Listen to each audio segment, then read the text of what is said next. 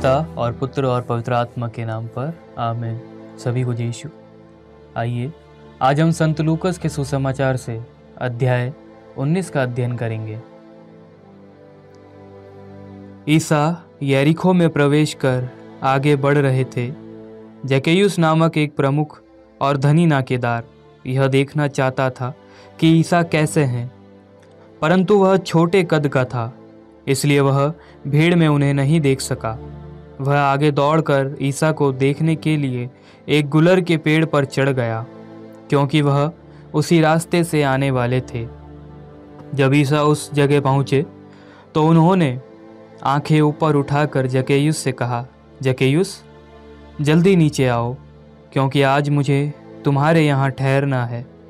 उसने तुरंत उतरकर आनंद के साथ अपने यहाँ ईसा का स्वागत किया। इस पर सब लोग यह कहते हुए भुनभुनाते रहे, वे एक पापी के यहाँ ठहरने गए। जक्कैयुस ने दृढ़ता से प्रभु से कहा, प्रभु, देखिए, मैं अपनी आधी संपत्ति गरीबों को दूंगा, और मैंने जिन लोगों के साथ किसी बात में बेईमानी की है उन्हें उसका दोगुना लौटा दूंगा। ईसा ने उससे कहा, आज इस घर में मुक्ति का आगमन हुआ है, क्योंकि यह भी इब्राहिम का बेटा है। जो खो गया था, मानव पुत्र उसी को खोजने और बचाने आया है। जब लोग ये बातें सुन रहे थे तो ईसा ने एक दृष्टांत भी सुनाया, क्योंकि ईसा को यरूशलेम के निकट पाकर वे यह समझ रहे थे कि ईश्वर का राज्य तुरंत प्रकट होने वाला है। उन्होंने कहा, एक कुलीन मनुष्य राजपद प्राप्त कर लौटने के विचार से दूर देश चला गया। उसने अपने 10 सेवकों को बुलाया और उन्हें एक एक अशर्फी देकर कहा, मेरे लौटने तक व्यापार करो। उसके नगर निवासी उससे बैर करते थे और उन्होंने उसके पीछे एक प्रतिनिधि मंडल द्वारा कहला भेजा कि हम नहीं चाहते कि वह मनुष्य हम पर राज्य करे। वह राजपद पाकर लौटा और उसने जिन सेवकों को धन दिया था उन्हें बुला भेजा और यह जानना चाहा कि प्रत्येक ने व्यापार से कितना कमाया है। पहले ने आकर कहा, स्वामी, आपकी एक अशर्फी ने 10 अशर्फियाँ कमाई है। स्वामी ने उससे कहा, शाबाश भले सेवक, तुम छोटी से छोटी बातों में ईमानदार निकले, इसलिए तुम्हें 10 नगरों पर अधिकार मिलेगा। दूसरे ने आकर कहा, स्वामी, आपकी एक अशर्फी ने 5 अशर्फियाँ कमाई है। और स्वामी ने उससे भी कहा, तुम्हें 5 नगरों पर अधिकार मिलेगा। अब तीसरे ने आकर कहा, स्वामी, देखिए, यह है आपकी अशर्फी, मैंने इसे एक अंगोछे में बांध रखा था। मैं आपसे डरता था, क्योंकि आप कठोर हैं। आपने जो जमा नहीं किया उसे आप निकालते हैं, और जो नहीं बोया उसे लूनते हैं। स्वामी ने उससे कहा, दुष्ट सेवक, मैं तेरे ही शब्दों से तेरा न्याय करूँगा। तू जानता था कि मैं कठोर हूँ। मैंने जो जमा नहीं किया मैं उसे निकालता हूँ, और जो नहीं बोया उसे लूनता हूँ। तो तूने मेरा धन महाजन के यहाँ क्यों नहीं रख दिया? तब मैं लौटकर उसे सूद के साथ वसूल कर लेता। और स्वामी ने वहाँ उपस्थित लोगों से कहा, इससे वह अशर्फी ले लो, और जिसके पास 10 अशर्फियाँ हैं उसी को दे दो। उन्होंने उससे कहा, स्वामी, उसके पास तो 10 अशर्फियाँ हैं। मैं तुमसे कहता हूँ, जिसके पास कुछ है उसी को और दिया जाएगा, लेकिन जिसके पास कुछ नहीं है उससे वह भी ले लिया जाएगा जो उसके पास है।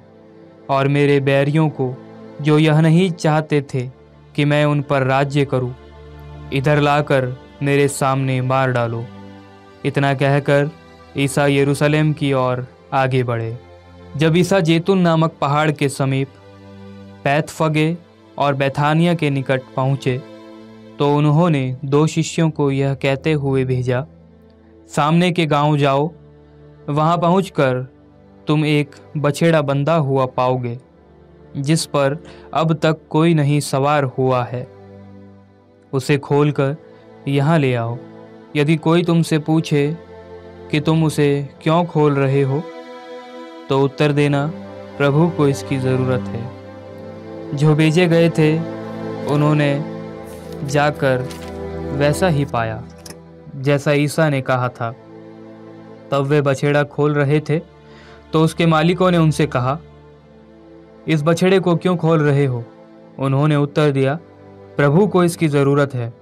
वे बछड़ा ईसा के पास ले आए और उस बछड़े पर अपने कपड़े बिछाकर उन्होंने ईसा को उस पर चढ़ाया। ज्यों-ज्यों ईसा आगे बढ़ते जा रहे थे, लोग रास्ते पर अपने कपड़े बिछाते जा रहे थे। तब वे जैतून पहाड़ की ढाल पर पहुँचे तो पूरा शिष्य समुदाय आनंद विभोर होकर आंखों देखे सब चमत्कारों के लिए ऊंचे स्वर से एक प्रकार ईश्वर की स्तुति करने लगा। धन्य है वह राजा जो प्रभु के नाम पर आते हैं।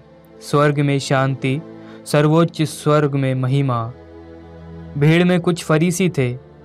उन्होंने ईसा से कहा, गुरुवर, अपने शिष्यों को डांटिए। परंतु ईसा ने उत्तर दिया, मैं तुमसे कहता हूँ, यदि वे चुप रहें तो पत्थर ही बोल उठेंगे। निकट पहुँचने पर ईसा ने शहर को देखा। वे उस पर रो पड़े और बोले, हाय, कितना अच्छा होता यदि तू भी इस शुभ दिन यह समझ पाता कि किन बातों में तेरी शांति है, परंतु अभी वे बातें तेरी आंखों से छिपी हुई है। तुझ पर वे दिन आएंगे जब तेरे शत्रु तेरे चारों ओर मोर्चा बांधकर तुझे घेर लेंगे, तुझ पर चारों ओर से दबाव डालेंगे, तुझे और तेरे अंदर रहने वाली तेरी प्रजा को मटियामेट कर देंगे और तुझ में एक पत्थर पर दूसरा पत्थर पड़ा नहीं रहने देंगे, क्योंकि तूने अपने प्रभु के आगमन की शुभ घड़ी को नहीं पहचाना। ईसा मंदिर में प्रवेश कर बिक्री करने वालों को यह कहते हुए बाहर निकालने लगे, लिखा है, मेरा घर प्रार्थना का घर होगा, परंतु तुम लोगों ने उसे लुटेरों का अड्डा बनाया है। वे प्रतिदिन मंदिर में शिक्षा देते थे।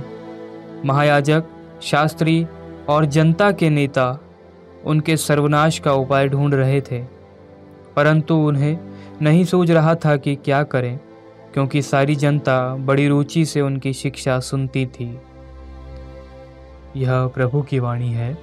ईश्वर को धन्यवाद। पिता और पुत्र और पवित्र आत्मा के नाम पर आमीन। सभी को जय यीशु।